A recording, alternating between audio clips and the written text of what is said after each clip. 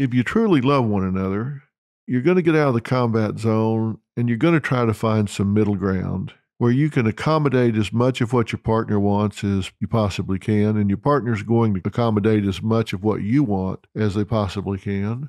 And that means both of you are moving towards the middle, and you're going to narrow the gap of difference a whole lot more than you think you can.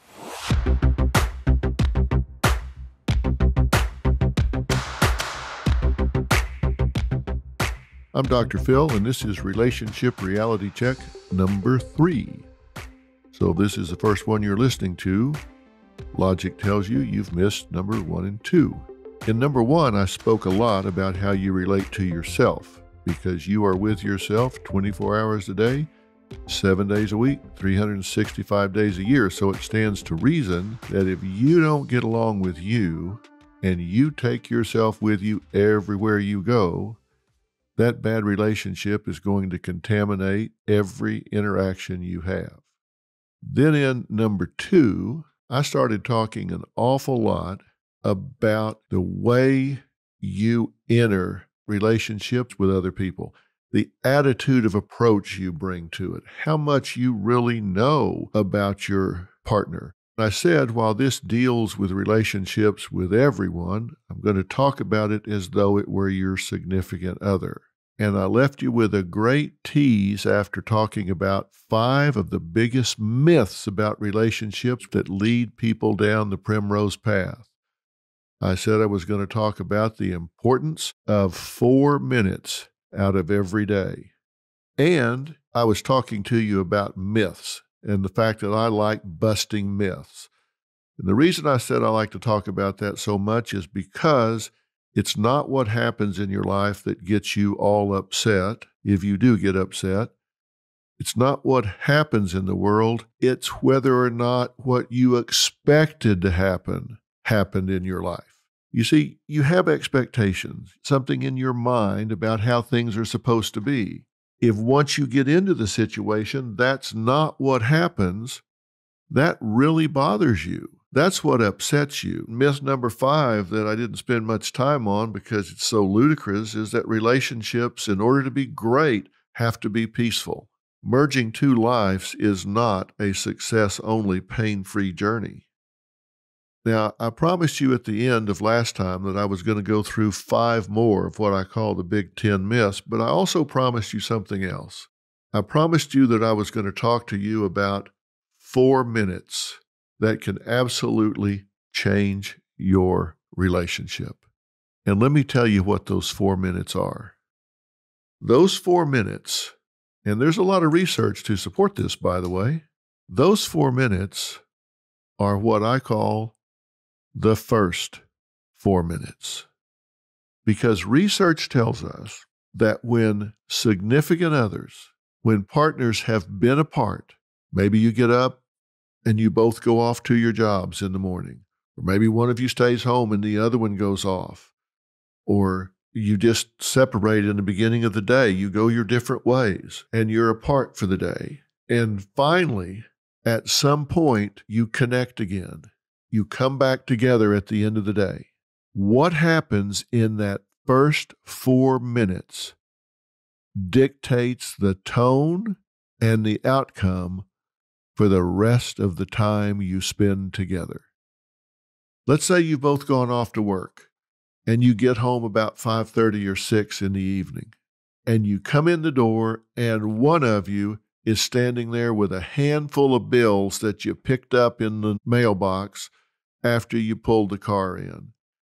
And you walk in and you put them down on the kitchen table, and the first thing you say to your partner is, "Can you believe all of these bills? Look at this credit card bill. It's as thick as the phone book. What is the deal here?" You have immediately set this up as a crisis situation. You've immediately elicited defensiveness from your partner.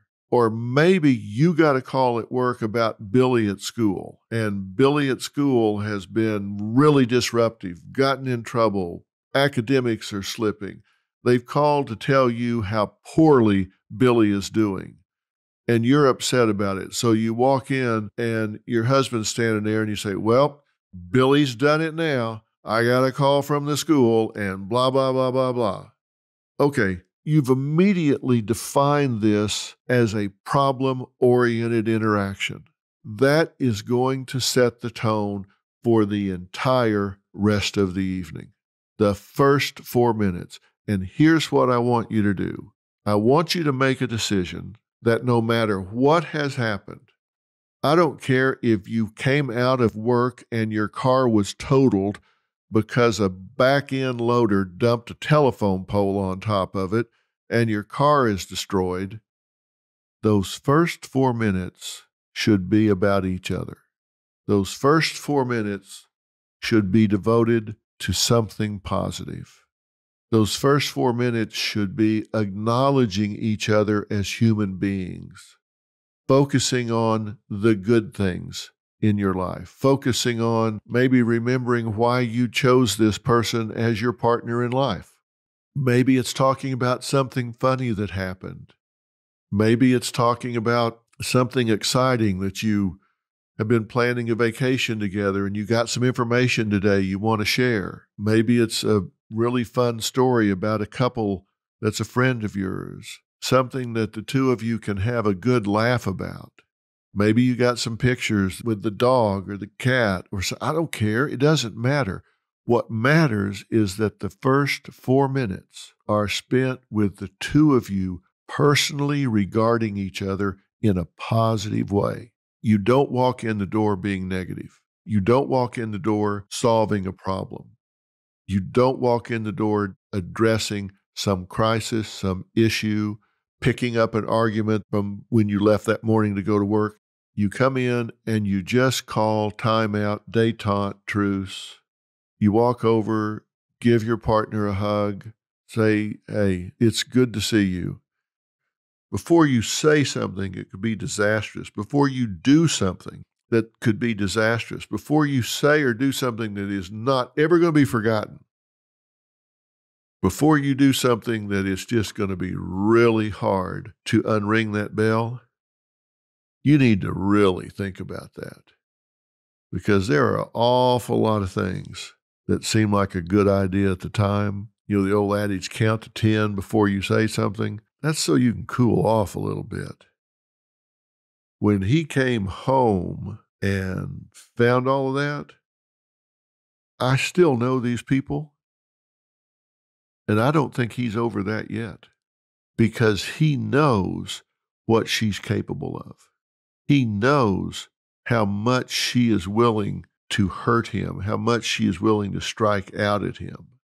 And it really doesn't matter what he did. Nobody talks about that. What they talk about is this insane woman that cut the heart and crotch out of his clothes, then painted them green before she destroyed all the things that he valued. And most people would say, man, if he wasn't cheating, he should. People start justifying unjustifiable behavior. The fact of the matter is he may have been inappropriate, and that should be dealt with.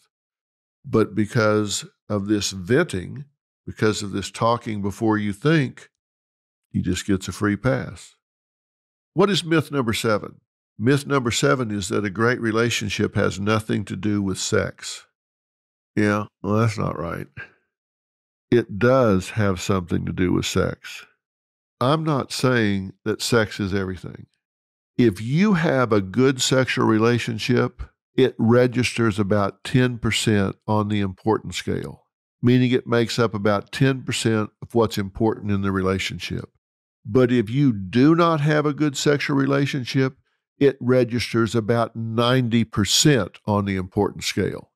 Now, what do I mean by that? What I mean is if you have a good sexual relationship, you enjoy it, you feel relaxed and accepted and involved and intimate with your partner, and you just move on to all the other aspects of the relationship, all the other parts of intimacy, the sharing, the mutual support, the knowing each other, the being able to read each other, the things that really define the relationship. So if you've got it, it's about 10% and you move on to other things. But if you don't, it's about 90%. Why? Because man's number one need is acceptance. And when I say man, I mean humans. I don't mean man, male man. I mean people, male or female. Our number one need is acceptance. Our number one fear is rejection. And when you're in a romantic relationship, when you're in a committed relationship, the most vulnerable you feel is if your partner is attracted to you or not. If you are rejected at that level, if your partner shuns you sexually, they say, I'm just not attracted to you. I'm just not stimulated by you. I just have no desire for you. That's when it becomes 90% because you can't get past it. If that is good, if that is meeting both partners' needs, that's when it's about 10%. You say, okay, check that box and let's move on. How well do we know each other? How much time do we spend with each other? What kind of problems do we need to resolve? What's our communication levels? How do we respond to each other sensitively, etc.? So ask yourself, what does it communicate if you have an asexual relationship? And I'm not just talking about intercourse. I'm not just talking about the act itself. When you ask people, how often do you have sex? Give a survey, you ask people, they're going to lie. If they say 4 times a week, it's 2. If they say 2, it's 1. For some reason, everybody feels the need to exaggerate that. But here's what I believe, and here's what I've observed. There's a difference between men and women when it comes to the sex act, and I can tell you that there's a real disconnect here. The time from the initiation of the sex acts to satisfaction for men is about somewhere between 4 and 6 minutes. For women, it's about 15 to 20 minutes. Now, what does that tell you? That tells you that there's a disconnect there. Somebody's getting their needs met and somebody's not, unless there's real good communication going on. So somebody will say, how long does it take to have sex? They say, well, he says 4 to 6 minutes. She says 15 or 20. Here's what I say. I say it takes about 2 days. And I'll tell you why I say that. In the real world, in real relationships, having sex on a Wednesday night may start Monday afternoon or Tuesday morning. Because you're going through your week, you're busy buzzing around. Let's say Tuesday morning, you're both getting ready to leave, and you just take a little extra time. That kiss goodbye is just a little bit longer. That hug is just a little more personal and a little less hurried. When you get home that night and you're having dinner, maybe there's a little more physical contact in the kitchen. Maybe there's a little more eye contact, a little more interplay. Then the next morning, again, there's now actually a little flirtatiousness going on. There's maybe a call during the day. Then it comes time for dinner that night. Maybe there's a little more interaction then. There's a little effort to maybe put the kids to bed with a little less chaos. It just starts ramping up where the priority list is shuffled. What was at the top of the priority list, which was kids, job, laundry, car, bill paying, all of a sudden, your relationship starts drifting to the top. You start regarding each other a little bit more. You start paying attention to each other a little bit more. So Wednesday night, when you go to bed, you do have relations. There's a right way and a wrong way to make your relationship great. That is simply not true. Everybody is different. Everybody knows there's no right or wrong way to be in a relationship. Maybe you're in a relationship where the mom stays at home and the dad works. Maybe you're in a relationship where the mom works and you have a stay-at-home dad. It really doesn't matter. There's not one right way to raise children. There's not a right way to relate to your in-laws, to handle disputes, to deal with anything. You do what works for you. And you know couples who conform to no known model of relationships, yet they're happy. My grandparents on my mother's side are a perfect example. They defied every relationship rule or model I have ever even heard about. These were two simple, uneducated, hardworking people that spent 60-plus years married, living together in a small West Texas town. We were like 5,000 people in this town, and my grandfather ran a freight warehouse. My grandmother took in ironing. She worked 7 days a week. They were dirt poor, salt of the earth. And I had a great opportunity to watch these two people because I spent summers there as a teenager. They probably didn't speak to each other more than 25 words a week. They did not sleep in the same room. Their only common interest was survival. But even then, I noticed that they did relate. No matter where we were or what we were doing, they always seemed to arrange things in such a way that they were physically close to each other. And in most cases, they were actually touching each other in some way. They had this huge dinner table in this giant old house, and even if it was just the two of them eating a meal, they would both sit on one little corner of the table as though they were both eating off the same TV tray. Now, they may not say 25 words to each other, but it's amazing to watch the two of them. He was 6'9" and she was 4'11". It was really comical to see them walking down the street.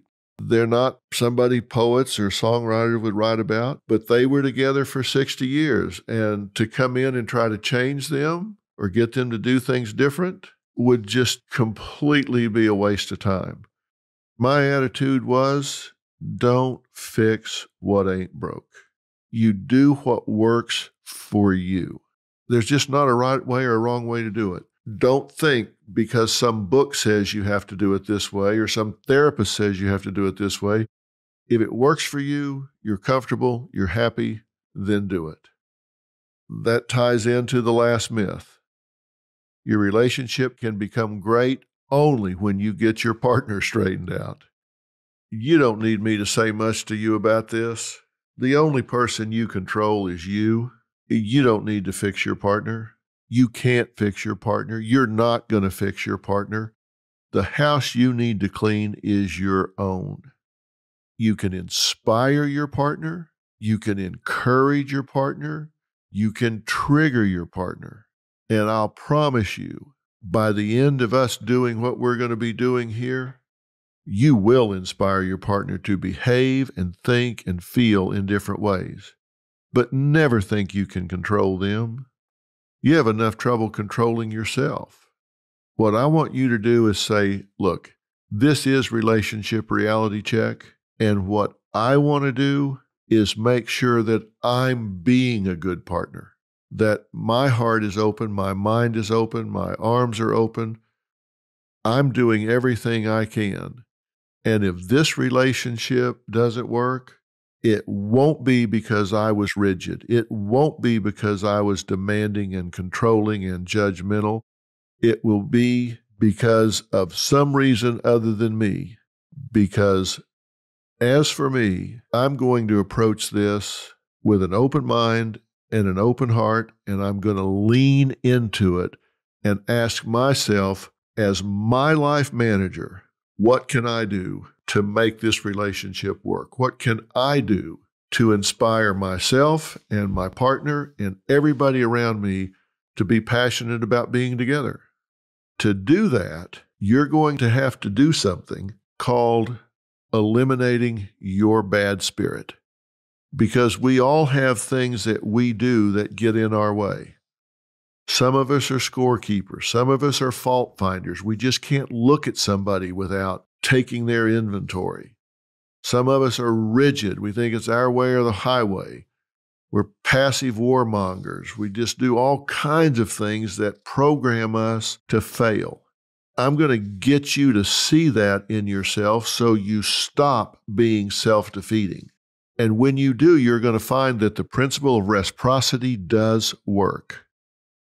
I'm going to get you to have the insight you need to recognize why the world relates to you the way it does.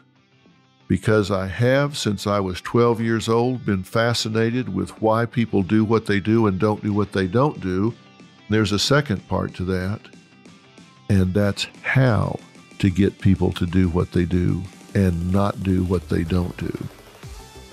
There is a powerful, powerful weapon in getting people to do what you want and need them to do. It's what I call the secret sauce.